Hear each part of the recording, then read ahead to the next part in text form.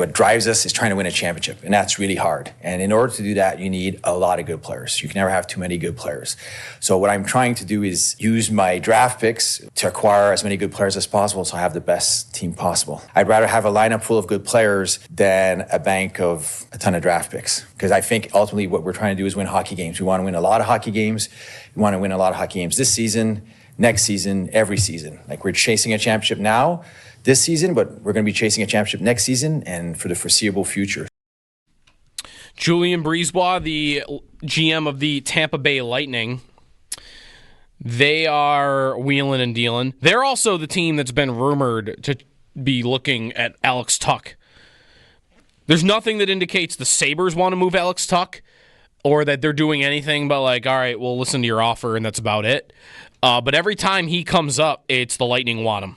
Does that change with the Yanni Gourde trade last night? Yes and no. I mean, the Lightning are probably, I mean, listen to the GM there. He's probably willing to trade all his first-round picks that he's got. So, no, I think he'd still be interested, but I don't think it gets near the finish line anyway, because I just don't think the Sabres play ball on an Alex Tuch trade. They could move other guys. And so the trade deadline is tomorrow. It's Jeremy and Joe. Get back to Metcalf stuff. There is a report from Diana Rossini. The Seahawks are looking for a first and a third-round pick in exchange for Metcalf, and then Metcalf is looking for $30 million per year. So the Sabres, tomorrow is the deadline, and I think the expectation is they're going to do nothing. That was actually kind of already the starting point of the week. Darren Dreger tweeting about how they're getting good offers, but they're for picks and prospects. They don't want to do those trades, so might be a quiet week. Might be right to expect nothing from the Sabres this week. And that's kind of where I lie. You know, they'll trade Henry Jokiharju and get a third-round pick, a fourth-round pick, whatever he goes for. They'll get a prospect maybe, like a B-level prospect, C-level prospect. But nothing. That's not a major trade. You know, it doesn't move the meter in any way, shape, or form. The other moves they could make sound like they are, all right, you want to trade Alex Tuch for a first and a team's best prospect? You want to trade Dylan Cousins for a first-round pick and a team's second best prospect? What do you want to do? Or you want to do nothing? Because the hockey trade isn't out there. Right? By all accounts, unless they find something late here, all the reporting and the way that Adams talks is they want to make a hockey trade, and it's not out there. They did Middlestat for Byram a year ago, and the modern or this year's version of that doesn't exist. So do you do nothing, or do you get a little creative with it? Do you sit there and say, okay, well, I could sit here and do nothing, or I could make, let's call it a delayed hockey trade. A delayed hockey trade. Right now, I'm going to move Dylan Cousins. Detroit's been calling all year, right? Like, since the moment there were Cousins rumors, which goes back to the fall, about teams wanting him, there being interest in him, calling Adams about him, the Red Wings have always been listed as one of those teams. So let's pick them out. Because if you look at the Red Wings roster, there's nothing that makes any sense in like a Cousins hockey trade. Nothing. You're not trading Cousins for Patrick Kane. You're not trading Cousins for, you're not getting Lucas Raymond. You're not getting Dylan Larkin. You're not getting, Alex DeBrincat. There's no move that really makes sense there. So Detroit badly wants him, though. You can't find the hockey trade that you like. So what you basically do is you take a Dylan Cousins and you move him tomorrow.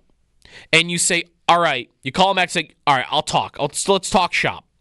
You want to do a picks and prospects trade for one of my top 6 guys? All right, let's do it.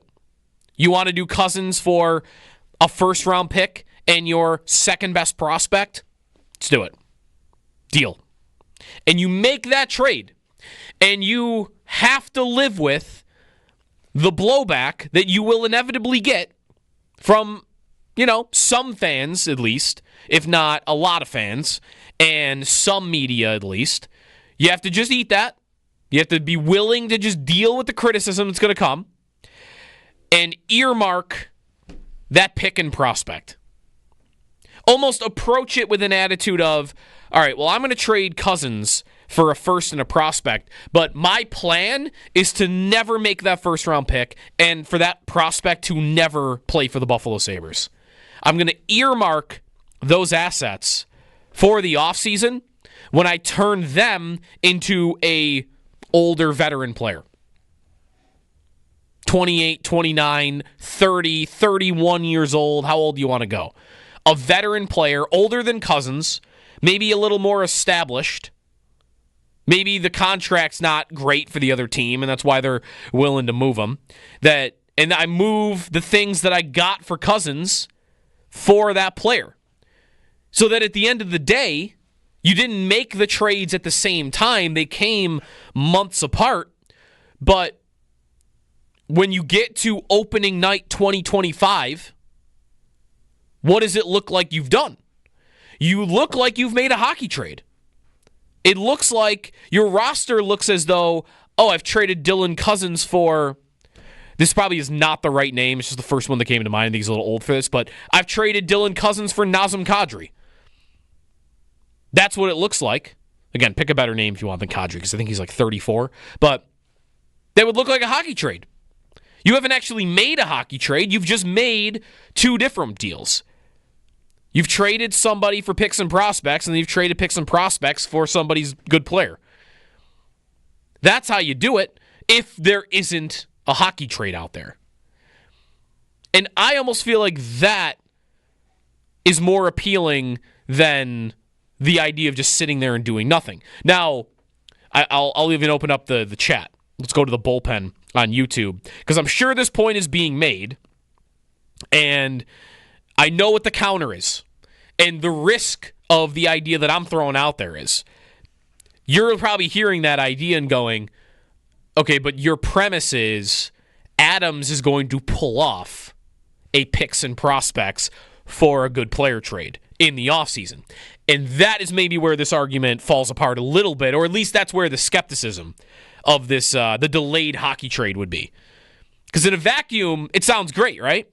But how many people trust Adams to take that extra first that he would have and that extra great prospect that he would have and go make a trade in June for blank? And then if he doesn't pull that off, now I actually have just traded for picks and prospects. I'm sure that point is being made out there. It does look like in the chat a little bit that is happening in the bullpen. So I do get that counter. Absolutely. I'm just trying to figure out anything they can do. Any path to doing something. Because the more inaction there is, the less fans are going to care, the less belief there's going to be, the less hope there's going to be. And I don't know that, listen, if Adams isn't the guy to pull off an idea like I just presented, then he just can't be the GM anymore. Because that's kind of all there is. If you have limitations of getting players to come here, you're on a lot of no trade clauses, and you also are limited by your spot. You're a seller trying to buy at the trade deadline when teams are pretty set in their ways. There are not a lot of hockey trades leading into trade deadlines. Once in a while, Byram, but you're just going to have a tougher time finding somebody willing to do that now because teams don't want to move something off their own roster that's currently helping them. And there's not a guy that I think is in this situation right now. What you really would like to have is a guy that's out for the rest of the year to make a move for. And say, well, I'm going to buy him now because he's not going to play for you the rest of the year. And you are going to give me, you're going to give me that guy, and I'm going to give you something to help you now. Think of like when Evander Kane got traded to the Sabres. He didn't play. He was out for the year. Winnipeg acquires Myers and Stafford and the prospects too, but they acquired things that helped them right then and there for a guy that had an injury that was going to hold him out for the rest of the season. And I don't know that guy's out there. But that's how you got to be. If you're the Sabres general manager, you have to be creative in that way. And I just don't see that creativity from Adams right now. Maybe he'll surprise me tomorrow. Maybe he'll surprise us tomorrow. But I'm kind of bracing for them to do nothing. Greenway signs, I guess, is doing nothing, not trading Zucker, or signing Zucker, I should say. Chad DiBiase a couple days ago, he'll be on Show Up on the Bulldog, I believe, tomorrow. He tweeted that he had heard that they were working towards a 3-year deal with Zucker, but it wasn't done. It wasn't agreed to. I wonder if it's not agreed to by tomorrow, if they'll just move him.